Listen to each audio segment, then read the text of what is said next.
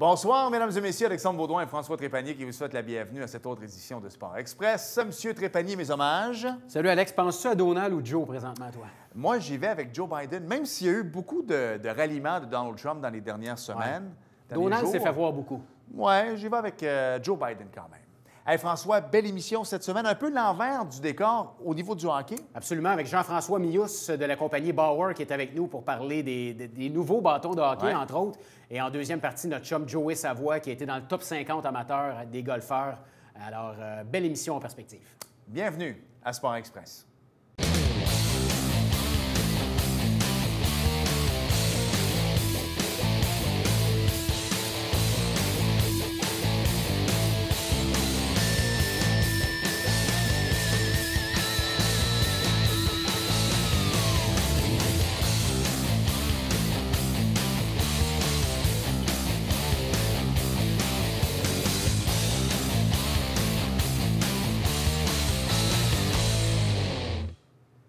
Tu sais, François, depuis le début, on essaie de trouver des, je sais pas moi, des choses de fun à la pandémie. Dieu sait qu'il n'y en a pas des tonnes. Non.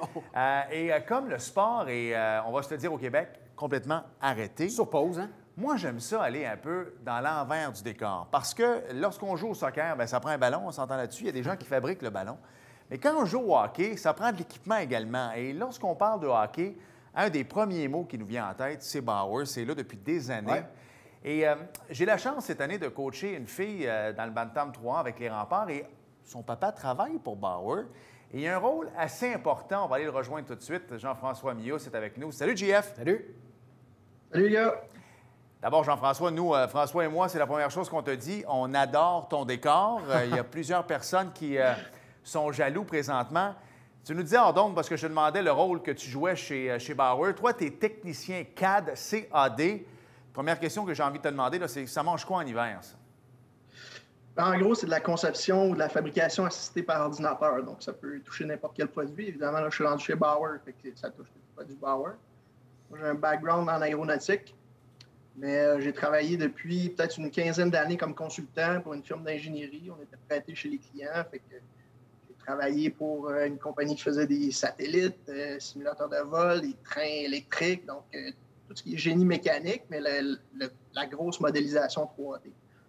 Un technicien CAD, en gros, c'est du gros software 3D pour créer, fabriquer, mouler, tout ce genre de trucs-là.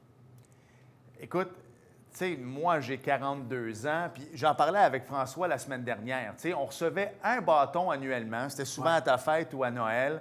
C'était le bon vieux Titan en bois. Il y avait des Sherwood également. C'est un luxe, Alex, ça vaut ça aussi. C'était un luxe. Et écoute, ça coûtait quand même, nous, on trouvait que ça coûtait cher à l'époque, mais on est complètement ailleurs maintenant. Tu as de beaux modèles derrière toi présentement au niveau des bâtons. Ça a changé complètement depuis les 20, les 30 dernières années. On est complètement ailleurs, JF. Oui, complètement. Les matériaux ont changé. C'est sûr que moi aussi, j'ai eu la phase bâton de bois, tout ce qui était feeling côté... Quand les nouveaux bâtons à composite ont sorti aussi, c'était autre chose. Puis il y en a beaucoup qui ont retourné au bâton de bois. Moi, j'ai fait ce move-là aussi. Question feeling, j'aimais beaucoup mieux le bâton de bois, mais on en a éclaté beaucoup des bâtons, là, ça c'est clair. Là, c'est évolué beaucoup avec les matériaux composites à cette heure. Je pense qu'on est vraiment rendu ailleurs.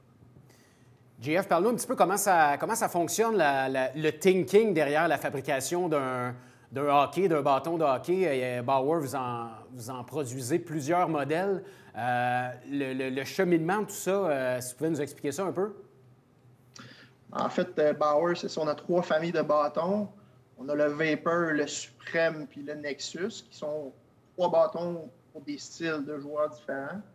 Évidemment, ce qui change, c'est le flex dans le bâton. Fait que si on a un bâton avec le kick point qui est dans le bas, dans le milieu ou dans le haut, évidemment, à partir de là, ben, tu choisis un bâton qui va avec ton style de jeu.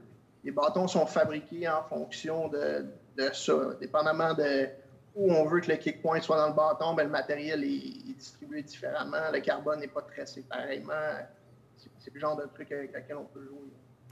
Je sais que la gamme de prix, ça varie énormément. Puis j'ai aimé beaucoup, là, je ne veux pas faire de pub, là, mais un magasin de sport de la Rive-Sud de Montréal, pas loin des promenades Saint-Bruno, spécialisé dans le hockey, disons ça de même. Salutations à Pierre Gendron. Oui, c'est ça, exactement. Et, et j'ai aimé la dame parce qu'elle m'a dit, écoute, tu peux payer 250, 300 $ pour un bâton. Par contre, ça ne vaut pas la peine à l'âge que ta fille est là. C'est vrai qu'il y a des flex, il y a plein de choses. Ça joue énormément. Est-ce qu'en bas âge, ça vaut la peine de payer jusqu'à 300 $ pour un bâton, même si l'adulte, lui, qui joue dans sa ligue de garage, va le payer, le 300. Mais pour les enfants en plus bas âge, est-ce que tu vois une certaine nécessité de faire ça? Non, je pense pas que c'est une nécessité. Souvent, c'est pour avoir l'air cool ou avoir le bâton neuf ou les couleurs qui flashent. Mais je pense que encore là, quand tu es jeune, ça prend un bâton, en général, de la bonne grandeur, c'est la première chose. Puis surtout le bon flex. Quand même, ça sera un bâton à 400 $. Si le flex n'est pas bon, si tu ne peux pas profiter du mouvement du bâton pour t'aider avec tes lancers, ça ne sert absolument à rien. Ton bâton va être beau, mais il ne sera pas du tout adapté pour toi. C'est pour ça que quand tu vas en magasin, ben il y a moyen de tester ça. Ça va avec la grandeur, avec le poids.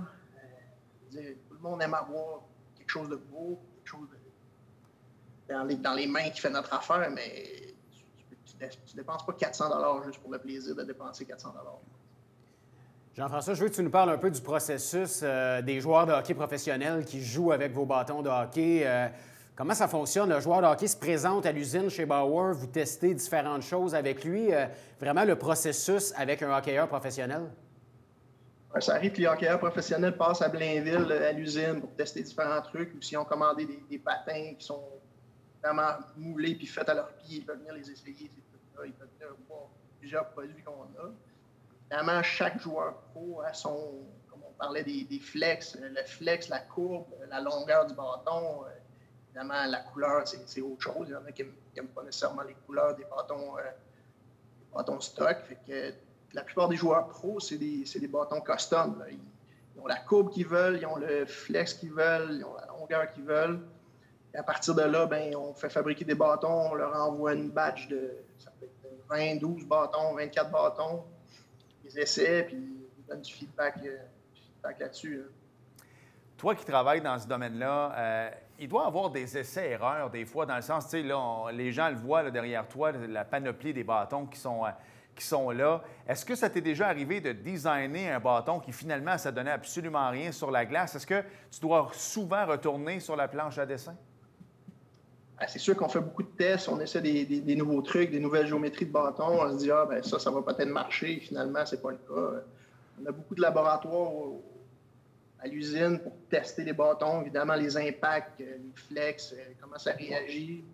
On essaie des nouvelles affaires. Les géométries de bâtons, les bâtons qui sont en arrière de moi, justement, c'est des bâtons de test. Évidemment, COVID oblige.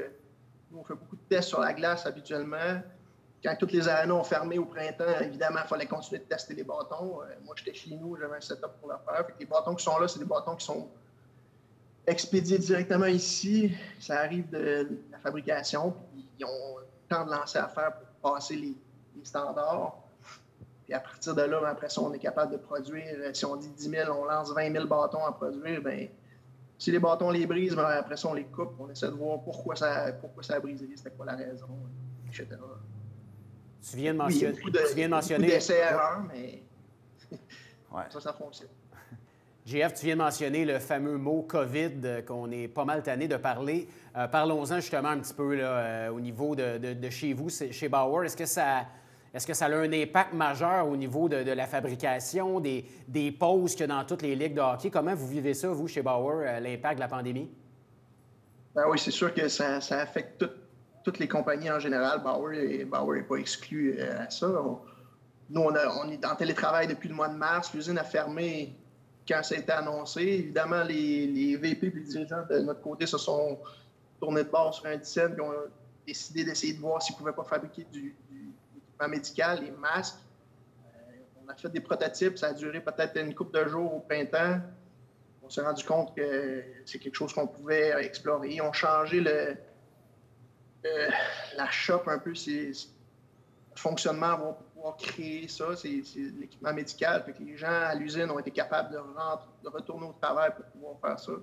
Ça a duré une couple de mois. On s'était lancé pour, au début, faire peut-être 10 000, acheter du matériel pour pouvoir en fabriquer 10 000. Puis finalement, notre VP a eu des entrevues radiophoniques, puis après ça a explosé avec les médias sociaux. Je pense qu'on a créé peut-être pas loin de 3 millions, là, des trucs comme ça. Wow. Masques, il y a eu des trucs, des visières qui vont sur les casquettes, ces genres de trucs-là. Oui, c'est sûr, ça nous a affectés, mais ça a permis aux gens de l'usine de continuer à travailler un certain temps. Après ça, on a ramené la production au truc de hockey durant l'été parce que les séries, évidemment, s'enlignaient pour commencer, comme on a vu en août. Fait que on a lancé la production pour ça après ça. Mais c'est sûr que ça nous affecte encore. Là. Présentement, il n'y a pas de hockey qui joue. Fait que c'est sûr que le stock de hockey est peut-être un peu moins en demande qu'à l'habitude. On essaie de naviguer là-dedans comme toutes les autres compagnies. Hey, le branding, c'est super important. Bauer, vous ne faites pas exception. Tu sais, c'est le Masters dans 2 semaines. Et souvent, les compagnies de golf vont sortir au mois de fin mars, début avril, leurs polos, les nouveaux bâtons pour la saison qui s'en vient. On commence au Masters. Là, ça a complètement été changé.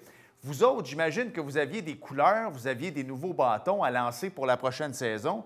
Admettons qu'il ne se passe rien, là. Vous faites quoi avec ça? Est-ce que vous allez garder les mêmes couleurs pour l'an prochain ou vous allez continuer à suivre l'itinéraire qui était prévu puis sauter une année puis y aller avec la prochaine tout de suite pour 21-22? Non, si vous voyez en arrière de moi les bâtons bleus qui sont les Nexus, c'est le nouveau bâton qui était censé être relâché au mois de janvier. Finalement, ça a été devancé au mois de novembre. Fait que, c'était déjà disponible là, on a une option pour customiser les bâtons. Vous pouvez choisir la couleur et tout ça dernièrement. Puis là, je pense que c'est dans quelques jours, là, le nouveau Nexus va sortir. Fait que, au mois de novembre, pour essayer de poigner la période des fêtes puis des cadeaux et ces trucs-là. Fait que, on essaie quand même de toujours garder le même échéancier pour les 3 familles de bâtons. Là, mais là, dans ce cas-ci, le Nexus a été devancé il y a quelques mois. Bien, merci beaucoup parce que c'est ça, on voulait avoir l'envers. Je sais que vous autres aussi, vous ne faites pas abstraction à cette maudite COVID-là. Il faut trouver toujours de nouvelles idées. En plus, toi, il faut que tu trouves ça à la maison. Donc, j'imagine que là, le télétravail, envoyer des courriels, envoyer des prototypes, ça ne doit pas être évident. Merci d'avoir accepté l'invitation. Puis, bien hâte de retourner sur la glace puis d'essayer un bon Bauer. J'ai appris quelque chose. Mon Nexus, je ne savais pas que c'était Bauer. Donc, merci Jean-François. Pour le plaisir de te recroiser bientôt dans un aréna tout près. Bien, merci à vous. Salut.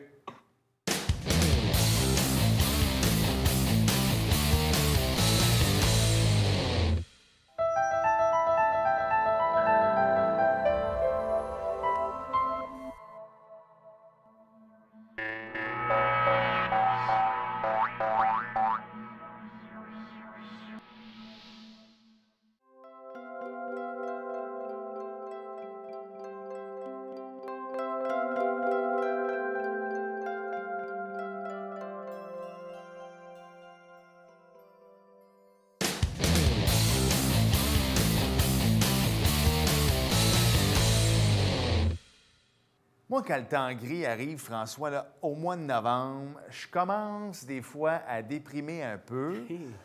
Souvent, c'est la Ryder Cup, Coupe du Président, peu importe, dépendamment des pays. Et là, c'est le fun parce que cette année, c'est le Masters dans une semaine ou 2. Dans les couleurs. Exactement. Et tu as eu un invité assez spécial cette semaine, donc on va se replonger un peu dans l'été avec... moi, je dirais, plusieurs disent un des meilleurs jeunes golfeurs au Canada. Moi, j'ai envie de dire le meilleur jeune golfeur au Canada. Joey Savoie est avec nous. Salut! Hey, Joey! Hey, bonjour les gars, ça va bien? Ben oui. Ça va très bien, très bien. Merci d'avoir accepté l'invitation. On te demandait hors d'onde, parce que s'il y en a un qui voyage pas mal, c'est toi. Tu es de retour dans la grande région métropolitaine, là. Oui, ça fait depuis le mois de septembre que je suis au Québec à temps plein. Donc, je suis bien content d'être ici. Malgré qu'on a déjà de la neige au sol, là, je suis content d'être de retour au Québec. Ouais. Écoute, c'est sûr que là, avec la COVID, les frontières, je sais que les frontières terrestres sont fermées. Il y a toujours moyen de prendre l'avion quand même. Je sais que vous autres, les golfeurs, on s'entend là-dessus, là. Le Québec, c'est pas le meilleur endroit pour pratiquer son sport durant la période hivernale. Fait que souvent, vous prenez vos sacs et vos bâtons, puis bon, vous allez... au chaud. Exactement, souvent, soit au pays de l'oncle Donald. Peut-être que là, quand ça va passer... Peut-être que ça va être au pays de l'oncle Joe. Qui sait, parce qu'on enregistre le mardi. On ne le sait pas encore. Mais il va se passer quoi avec toi? Est-ce que tu es un peu dans l'inconnu ou ton plan de match est quand même bien établi? Mon plan de match en ce moment est un peu dans l'inconnu, je peux vous assurer, puisque étant donné qu'on a un nombre maximal de jours aux États-Unis, moi, j'ai un peu plafonné mon nombre de jours que je peux aller au pays de l'oncle Donald, comme tu dis si bien. Donc, il m'en reste 10 jours environ aux États-Unis. Donc, pour moi, je vais retourner à partir de janvier, possiblement, pour aller pratiquer un peu plus full-time. Mais pour l'instant, on va être obligé de pratiquer à l'intérieur sur des tapis, trouver le moyen de s'améliorer d'une autre façon, là. Joey, parle-nous un petit peu de l'impact de la COVID sur ta dernière saison de golf. Hein? On le sait, tu as fait le saut des amateurs chez les jeunes professionnels. Tu pourras nous en parler un petit peu plus en détail, mais si tu nous parlais un peu de l'impact de la COVID sur la dernière saison. Ah, une saison bizarre, là. Ce serait Je te trouve poli. Ça serait le terme que j'utiliserais, là. C'est un peu ironique, mais j'étais supposé aller me qualifier pour un circuit qui s'appelle le PGA Tour China en février. Ça a été cancellé. Puis après, les répercussions que ça a eu, ça l'a déboulé un peu partout sur l'échelle planétaire. Donc, PGA Tour Canada a été annulé. Ils ont fait une petite saison de 4 tournois pour les joueurs canadiens. Puis après, toutes les qualifications pour les circuits menant à la PGA, par exemple, le Corn Ferry, ça aussi, ça a été cancellé. Donc, il a fallu se débrouiller puis essayer de trouver des tournois un peu partout aux États-Unis, peut-être moins connus, là. Moi, j'ai fait un circuit au Dakota cet été. Puis le Dakota, c'est dans le milieu des États-Unis au nord, un État un peu moins connu. Donc, je me suis débrouillé. J'étais allé jouer des tournois là tout l'été. Après, j'ai joué les 3 tournois des 4 du Canada Live Series. Fait que je me suis débouché une pas pire cédule, mais c'est sûr que ça n'a pas été complet ni peut-être ce que je voulais pour me développer puis me rapprocher plus des plus hauts niveaux. C'est sûr qu'il y a moins de débouchés, mais on s'est débrouillé le mieux possible. C'est drôle, hein, parce que peut-être à part Dustin Johnson, qui là, à la fin, a eu la COVID, mais on dirait que les jeunes loups qui voulaient se faire un nom, les Bryson DeChambeau, je pense qu'il était à chaque fin de semaine, lui, était sur un tournoi. Mais les vieux de la vieille, ceux qui étaient rendus pères de famille, ceux que leur argent était peut-être fait un petit peu plus. Plus relax. On dirait qu'il était plus relax. On n'a pas vu énormément Tiger, mais lui, depuis quelques années, c'est comme ça, pas mal. Mais c'est une drôle de saison. Tu sais, souvent, on le voit avec la Ligue américaine de hockey, qui ne sait pas quand est-ce qu'ils vont recommencer parce qu'ils dépendent de la Ligue nationale. On dit toujours en blague, quand les États-Unis ont la grippe, le Canada tous. Vous autres, c'est un peu la même chose, là. Si la PGA ne joue pas, c'est tous les autres niveaux en bas qui doivent commencer. Tu sais, les tournois doivent se dire, bien là, la PGA ne joue pas, est-ce que nous, on en fait un? Donc, ça a eu des répercussions sur tout le monde, là. Oui, puis ça a surtout des répercussions pour les plus jeunes, ceux qui essaient de se développer. C'est sûr que les commanditaires puis ceux qui s'occupent des événements vont continuer à encourager les niveaux supérieurs où il y a plus de visibilité. C'est normal. Donc, c'est sûr que pour moi, en tant que première année, c'est sûr qu'on a peut-être moins de tournois de haut niveau, mais au moins, il y a eu une compagnie qui a steppé up puis qui a dit qu'elle allait organiser 4 tournois pour les Canadiens. Donc, au moins, on a eu 4 tournois du Mackenzie Tour qui nous donnaient un petit débouché vers un circuit. Donc, ça, c'est bien, mais c'est sûr que le nerf de la guerre, c'est souvent que les gros tournois puis les joueurs un peu plus établis vont réussir à avoir une saison. Puis ceux au moins bon niveau, au niveau de développement, vont pas avoir cette chance-là. Donc, c'était un peu ma situation, là.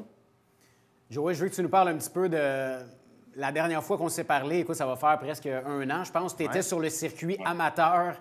Tu étais dans le top 50 des meilleurs joueurs de golf amateurs au monde. On ne se le cachera pas, ce qui était déjà tout un exploit. Qu'est-ce qui fait que tu as décidé de faire le saut chez les professionnels? Puis j'aimerais par le fait même que tu nous expliques le processus d'amateur à jeune professionnel par la suite. Oui, bien, de la façon que ça marche, c'est qu'on a une équipe canadienne qui s'est développée au fil des années, puis ils ont instauré un programme qui s'appelle le Young Pro Squad, donc l'équipe canadienne jeune professionnelle.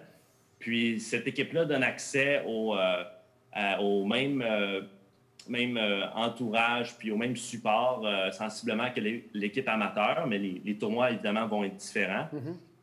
Puis ils donnent la chance à environ entre 4 et 6 joueurs.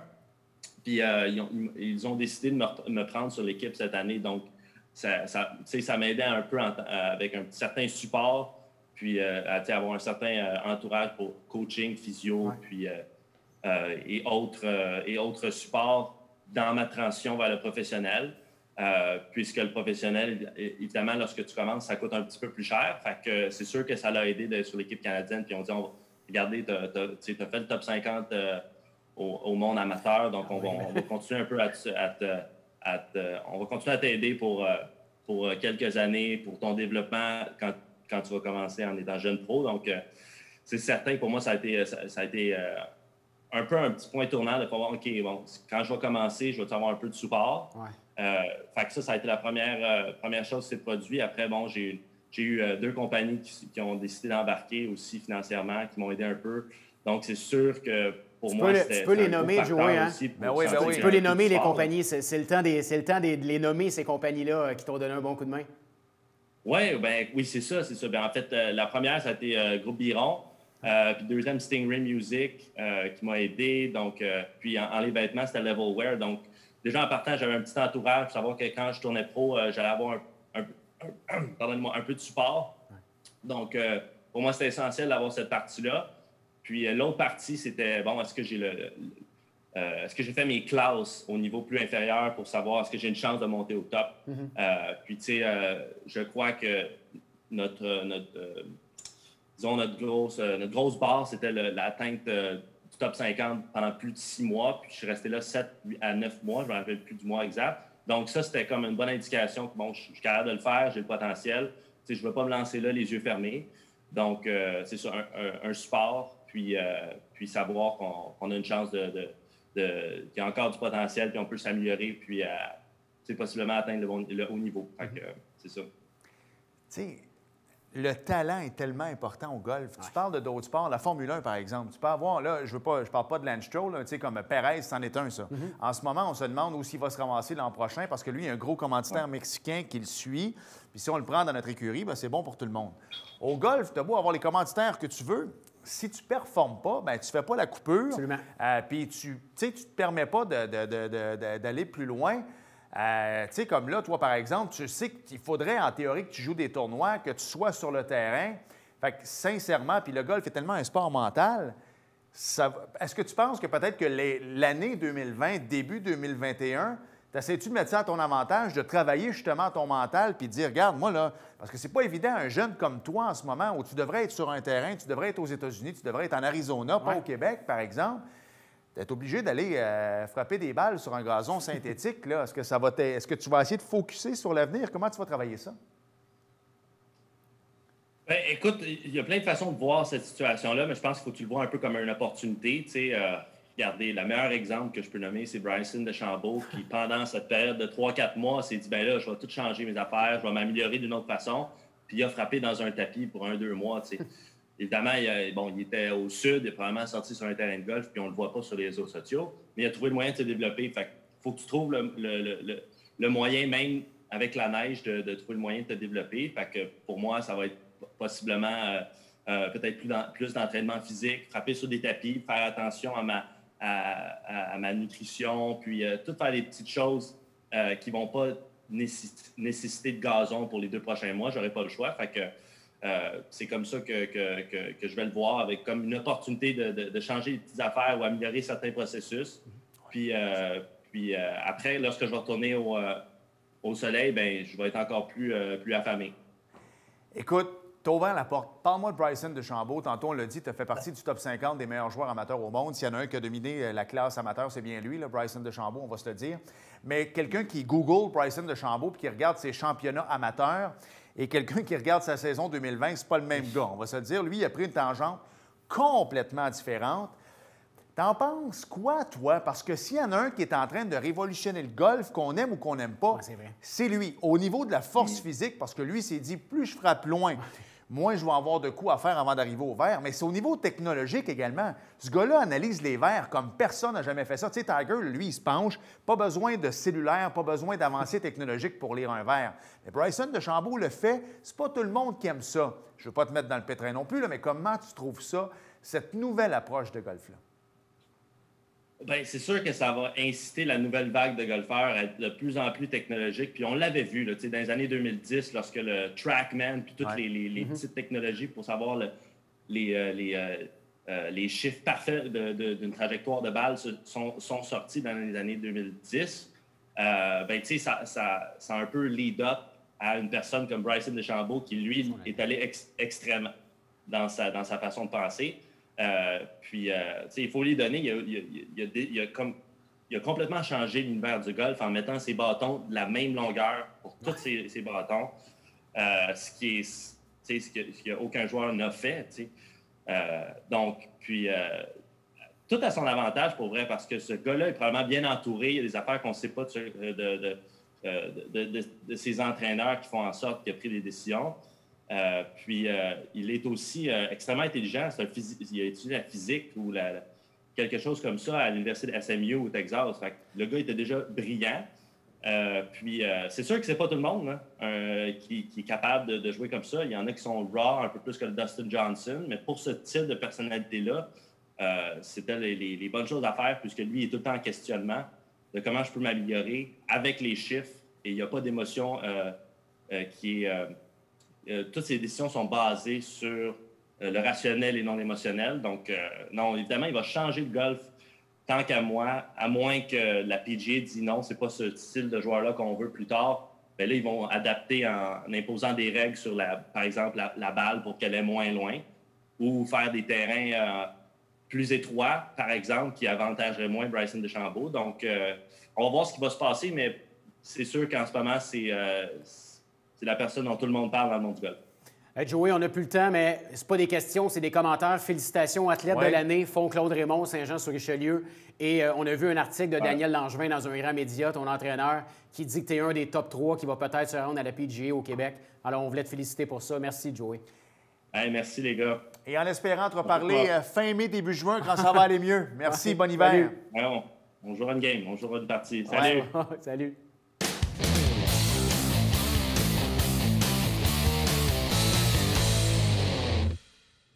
Non, mais j'apprécie vraiment l'invitation de Joey. Hein. Il a dit on va aller jouer au golf. Oui.